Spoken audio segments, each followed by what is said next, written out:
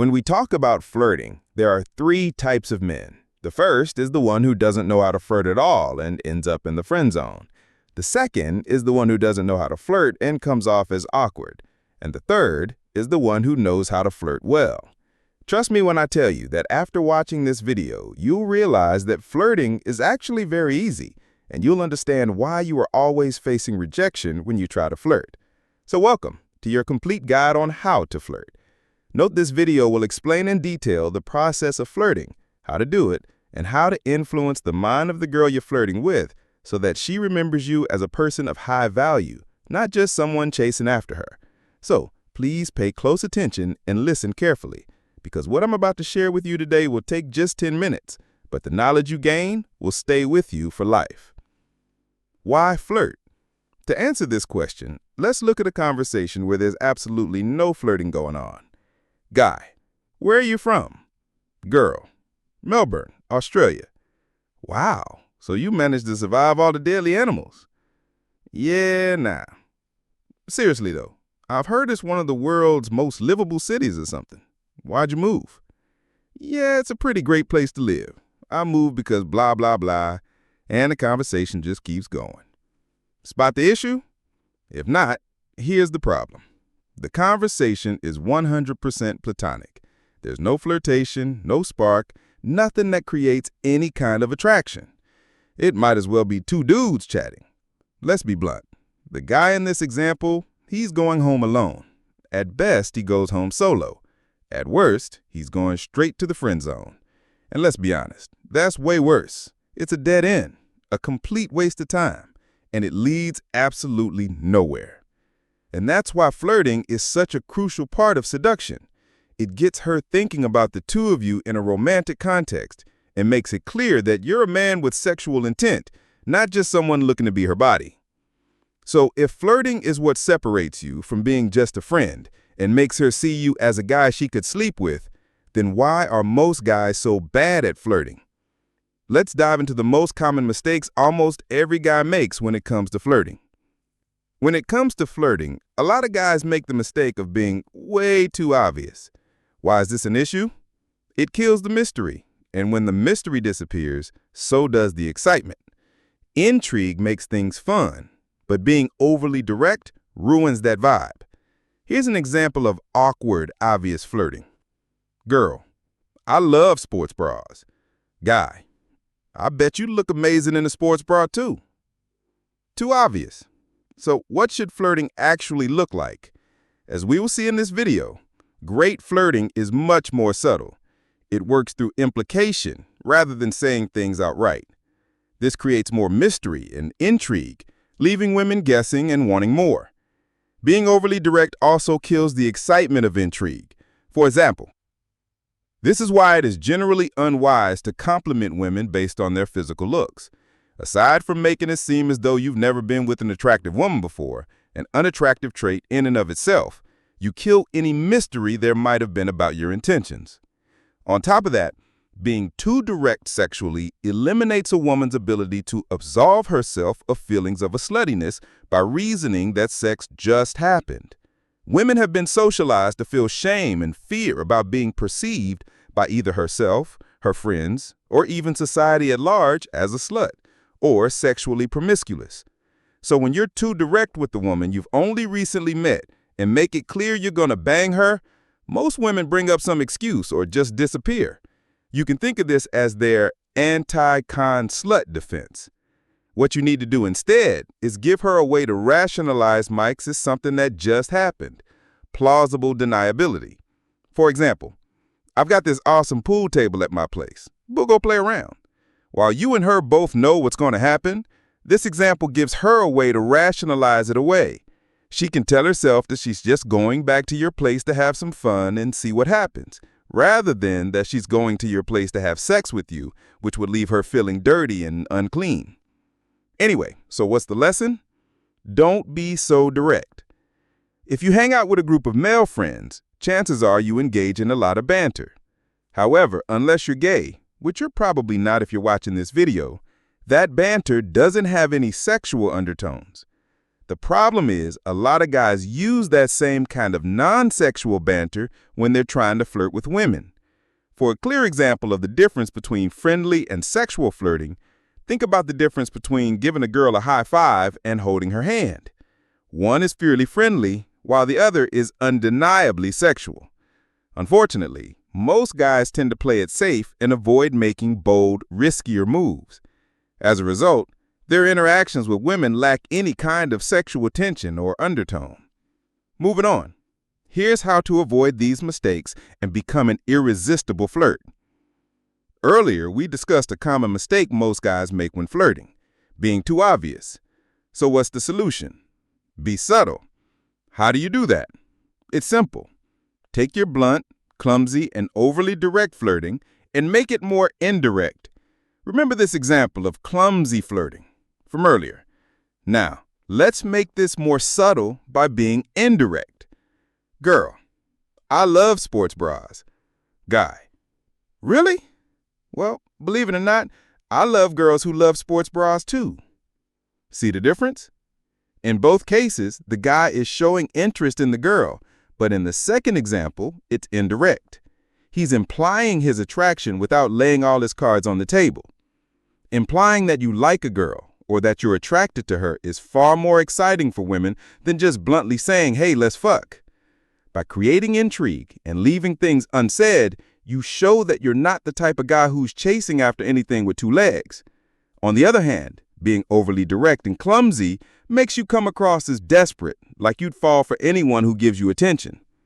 By skillfully wrapping your intentions in subtlety, you not only generate excitement through mystery, but you also project yourself as a high-value guy, someone she should want to be with. Speaking of being a high-value guy, let's move on to the next method of flirting. When you're dealing with high-quality women, or really any women, but especially attractive ones, you're going to get tested. Women will test you to see if they can throw you off balance. It's a way of gauging your confidence. If you show that you couldn't care less and stay unfazed, you pass the test, and her attraction for you grows. If, however, you get defensive, insecure, or start trying to justify yourself, you fail, and her attraction fades.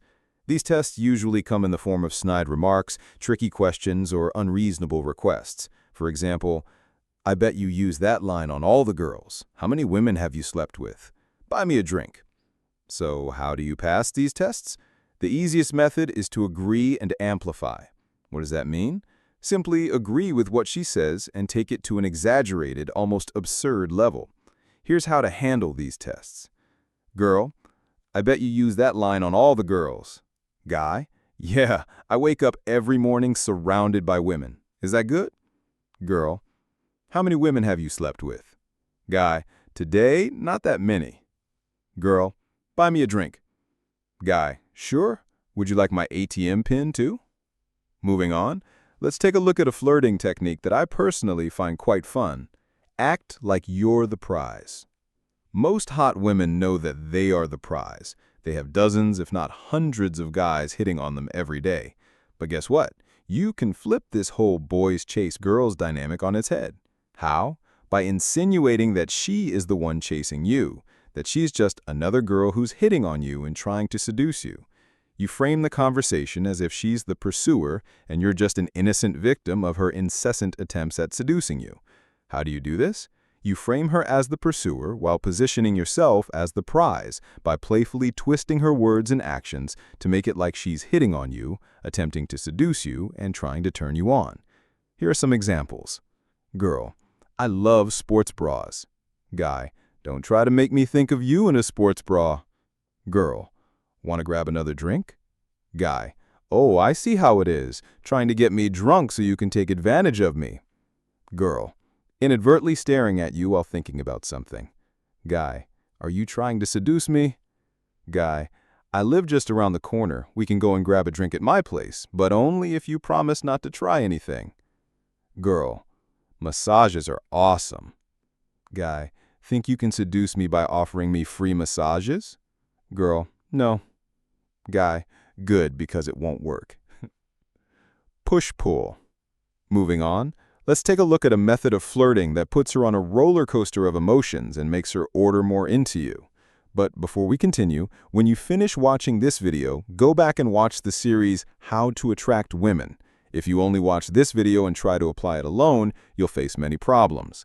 That's why you need to watch the entire series to fully understand how women think. Push-pull flirting, as the name implies, involves a playful mix of pushing her away and pulling her back in, both physically and verbally. Here's an example. Guy, you're too cute for me to handle. Shoo. Here, he's pulling her in emotionally by saying he finds her cute, but at the same time, he's pushing her away. This contradiction creates excitement and keeps her on her toes. Here's another example. Guy, you're awesome. You're like my little sister. He's pulling her in by complimenting her, but then he pushes her away by comparing her to his little sister, which is definitely not a romantic comparison. This creates a playful tension. This back-and-forth push-and-pull dynamic creates intrigue and excitement, making the girl more invested in the interaction. On top of that, push-pull flirting demonstrates that you're a high-value guy. Why? Imagine you meet an incredible woman who seems perfect for you, funny, charming, intelligent, and smoking hot. But then imagine she just throws herself at your feet. No challenge, no effort required. Suddenly, she doesn't seem as high value as you initially thought. You might even find yourself losing interest. You'd be thinking, I thought she was a high-quality woman. Why is she making it so easy? Women feel the same way. This is why they often lose interest in nice guys who buy them drinks and fan over them, yet are drawn to the jerks or bad boys who play hard to get. As Thomas Paine once said, what we obtain too cheap, we esteem too lightly. It is dearness only that gives everything its value. Push-pull flirting demonstrates that you're a high-value guy. Moving on, pretend that it's her fault. A good starting point is to accuse her of trying to seduce you. For example, if she talks about her house in a completely innocent discussion and she's asking you how something can be installed related to home electronics, furniture, etc., ask her, are you already trying to bring me to your place? I'm not surprised. Even though it may seem hard to believe, women enjoy this kind of teasing. Don't be surprised if in the future she actually tries without joking to bring you to her place. Make her understand that you're a man who knows what to do with a woman. Women love men who know how to treat them and love them. However, you can't just go up to her and say, hello, I'm a good lover. On the other hand, you can use sexual illusions. For example, if you've invited her to your place and you've just made a cocktail, and she says, wow, you're good at that. You can make eye contact and say, I'm good at many things. She'll understand the illusion and will want to know more. Encourage her to use you. Women often accuse men of using them for sex, so why not reverse the roles? Next time you do something for her, don't forget to say, so you're already using me. I can already see that. Soon you'll be using me for other things. She'll find this role reversal hilarious. Additionally, it's an innocent, funny way of bringing sex into the conversation. And this is how you will have completed your comprehensive guide to flirting. But before we finish the video, I want to let you know that I've created an online course that contains a step-by-step formula that will make women attracted to you regardless of what you think you're lacking.